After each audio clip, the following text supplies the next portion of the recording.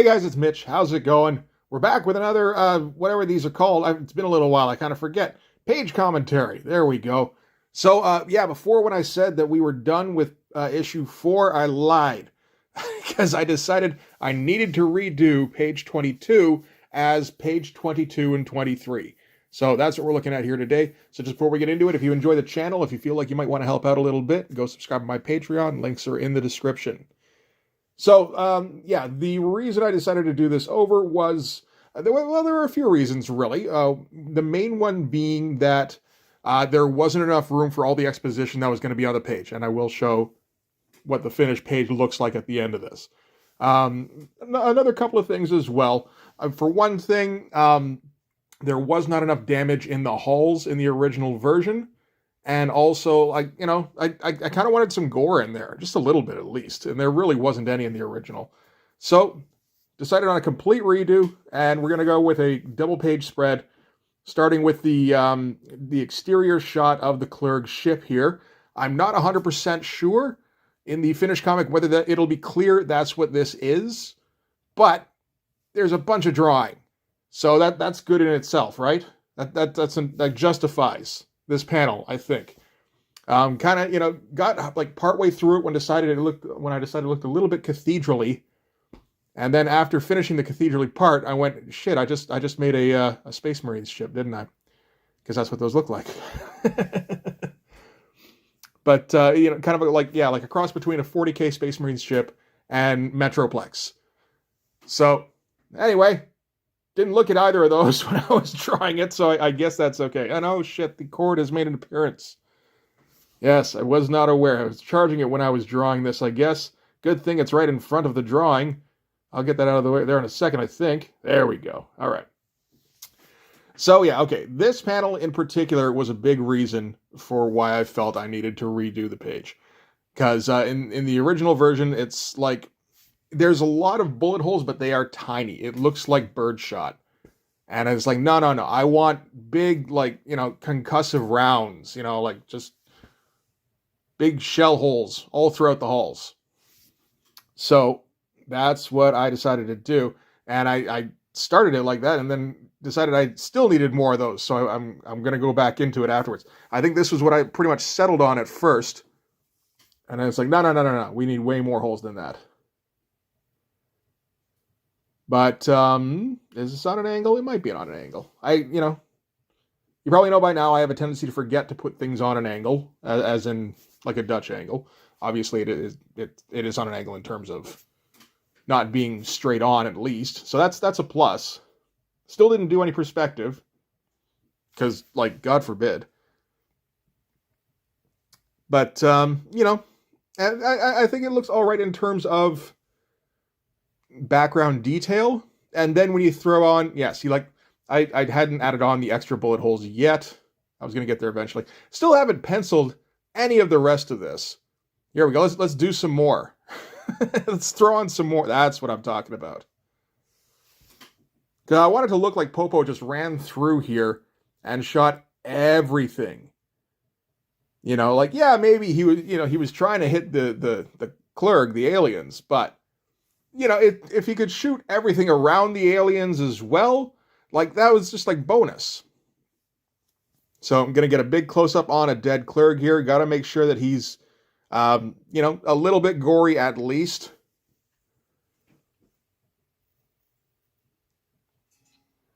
And this one I did remember to put on an angle, so that's nice. Trying to always remember to angle them from below because, all the floors are grates in here, naturally.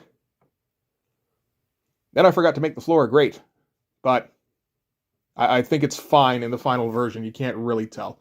So I decided this guy here would have been, his stomach cavity would have been exploded, essentially. He's got all the ribs sticking out. But when I flipped it over, I decided the ribs were too extended, so I was going to have to change that. But we'll see that when it shows up. But, this was kind of a Mignola-inspired shot a little bit with those ribs anyway. I know he's done that a few times. I can remember that Punisher War Journal, I think. Or maybe it was just straight, I think it was just straight up Punisher. Like number 8 or something, cover that he did. Yeah, see, those ribs are way too extended. it looks like they like opened up, which it wasn't quite what I was going for. So I decided to kind of fix that once I complete the panel here. And, you know, who needs backgrounds when you got bullet holes? I think the bullet holes turned out looking okay for the most part. Got a pretty good idea of how to do those. Didn't need a ton because we were closer in. And yeah, this one here. Okay, so we're gonna do like, so we're doing like kind of like not even moment to moment transitions. It's more like aspect to aspect. So first show the carnage, then show the beginning of the response of the clerg. So this is transitioning away from the carnage. So naturally, you need to have an element of the carnage still, but have an element of the clerg responding. So started as a long shot, then decided that didn't make any sense. So let's do a close-up of a clerg foot, and actually kept the pages taped together the entire time, which I haven't really done up until now, and it worked a lot better than it had previously. Imagine that. Every other time I do it, there's like discrepancies somewhere. So I think I'll probably have to do that again going forward. Again, pretty basic. One of the downsides of doing all these close-ups is that I have to do backgrounds in every single panel. Oh, I gave up on that one halfway through. Okay, I do love this where it's like, okay, let's finish a panel completely. Now, what do I want to put in this next one? Like, you know, maybe determine that beforehand. It's like, I had a basic idea of what I was doing. Don't need to do all of it, right? So, okay, this is the clerg response. We're getting just like reinforcements, hunting down Popo. That's the extent of my penciling, by the way. In case it hasn't been established clearly enough up until now. Just like basic outlines, and okay, that's enough of that. Let's get a pen in there. Still, yeah, I'm like completely over these designs for the most part. The heads are like okay. The big golf ball shoulders, you know, no, thank you. I think it looked cool in the original design, or good enough anyway, and then ever since then it's been like, what are you even drawing, man? So those are going after this 6-issue arc. We're not seeing the golf ball shoulders again. We might just see like regular ass Liefeld shoulder pads.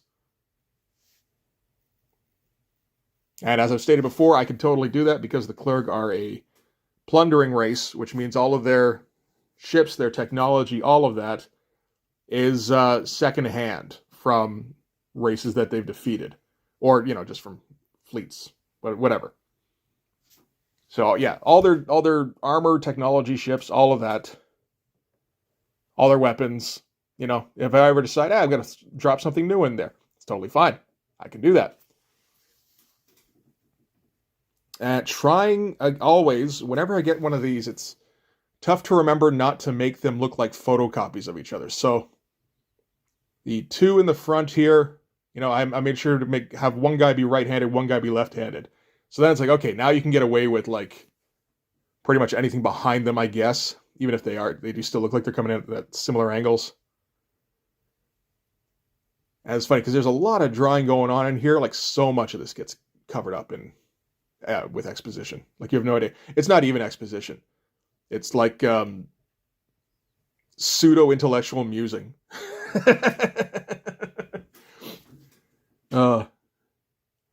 Honestly, like if you saw this page, like this spread, once it's completed, and you didn't know that I was both the writer and the artist, like you'd be mad for the artist, like on his behalf, with how much of this I'm going to be covering up. I'm kind of happy to be covering it up, to be honest. Not that I think it looks particularly bad. I don't think there's a bad drawing in here. I'm trying to remember what the other two panels look like. I think they're both pretty good. But see, like those grates, it's like, those grates are okay. They're not the best grates I've done. I've done so many grates. I got to develop like a great scale. All right, now we can go back in and finish this business. Crosshatch the shit out of everything. Why didn't you do that the first time? You know that's all you want to do anyway. A few more bullet holes. Bullet holes will solve everything. And more grates. That was why I didn't want to do this one. I mean, hey, at least I'm finishing one panel at a time. Like I'm not jumping ahead panels. I think that's actually kind of impressive. I normally totally would. And then you go in and you cross hatch in between the grates, the light sources. That's impressive too. You didn't have to do that.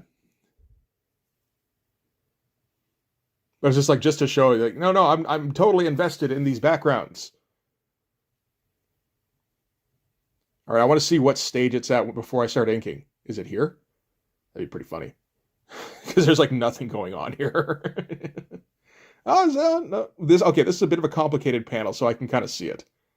Putting in slightly more detail. Okay, yeah, no, I did not wait very long.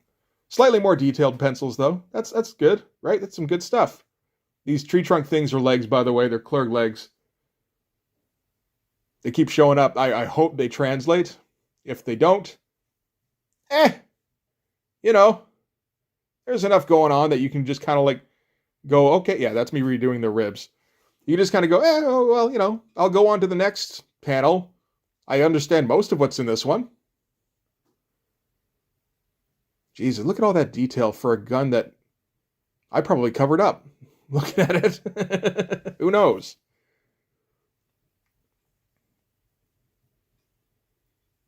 Yeah, it's just like, it's just an alien pointing. It's like, yeah, it's pretty good alien pointing. Another one running in. So they're all like running into like a bay here or something. Something big enough for Popo to be shooting many, many guys. And so those are all the ones kind of flanking the action. Mostly pretty dark.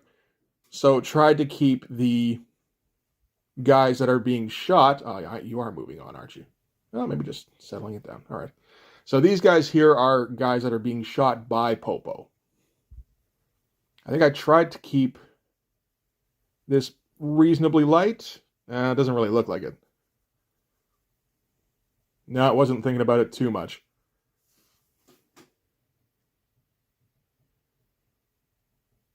Yeah, this came in very blurry, didn't it?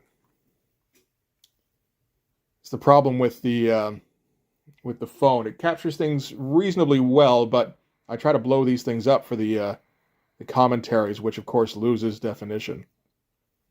If I could do this, if I could film horizontally, this wouldn't be a problem, or it wouldn't be as much of one. Oh well. And then just all sorts of bullets, tracers, I suppose.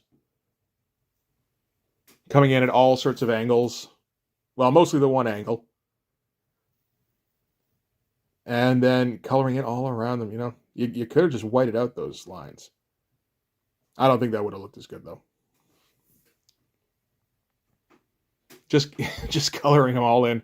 Hey, it looks all right. It's a little time consuming. And then just cover it in whiteout, in spray. And, more grates. Oh, Jesus. We're up to at least 3 panels with some pretty extensive grates going on. And then some fake ceiling stuff. Yeah. All right. So those everything is done except for this panel here, which I'm apparently hesitating about. There we go. Okay. So this one I decided it was going to be a transition directly into the final 2-page splash, which is the big shot of Popo shooting everything. So this is from a little further back, from behind the Clerg he's shooting.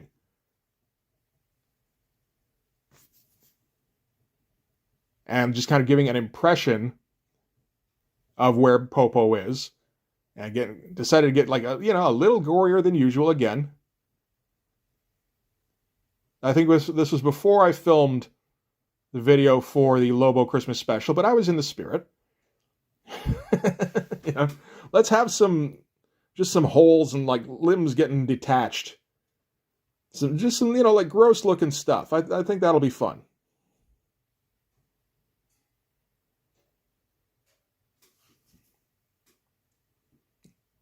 So this is one of the easier panels, at least. It's mostly silhouettes and then speed lines and then spray, which sounds like a lot of steps, but it's, at least simple in terms of like I know what to do with each of those steps.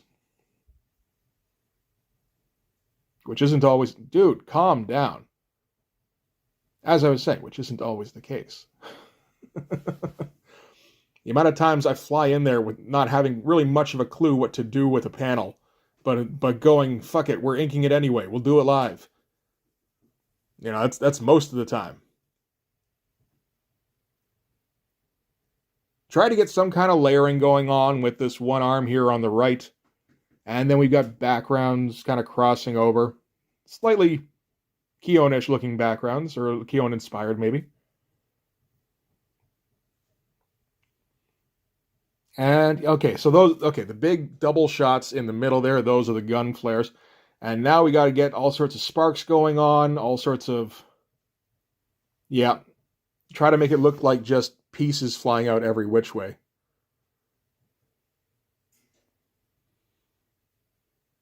Didn't do the, okay, I was trying to remember if I did. Oh, I did do the speed lines through the clerk. Okay.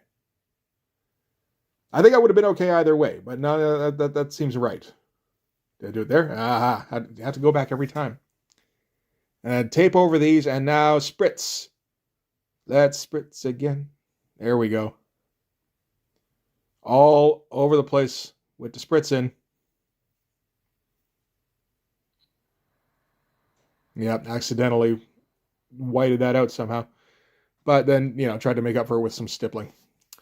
All right. So that is the spread for page 22 and 23. As you can see here, here's where this is all the dialogue, not dialogue, whatever it is, I guess exposition. That I tried, apparently, I thought I could fit in on one page. It's like, well, hey, Claremont can do it. It's like, well, yeah, but like for one thing, I'm pretty sure Marvel was using a much smaller font than I'm using here. I'm not, I can't get it in my head how big the font should be until I can see it physically. I'm going to have like 6 issues worth, and I'm finally going to get a physical copy, and I'm going to go, oh, this font is way too big. This is like the learner's edition for people who don't read good. But yeah, so I don't mind covering up the art in this case. For the most part, I was able to keep it mostly to the sides. You see how I like mostly covered up the ceiling in the bottom left panel there, that kind of thing. Because like then you get like detail poking out around the text boxes, and it looks organic because there's no drawing around the text boxes. It's all just I'm actually covering up the drawing, so it means that drawing was redundant, but I still think it looks better this way anyway, so I'm okay with it. I'm not going to cover up anything that's absolutely, vital or anything. But that is the end of issue 4, finally. So we can finally move on to issue 5, which I've started doing now. Haven't finished the script yet. Got about halfway through, I think, or close to halfway through. So, I don't know, maybe this weekend I'll do another couple of pages worth of writing on there.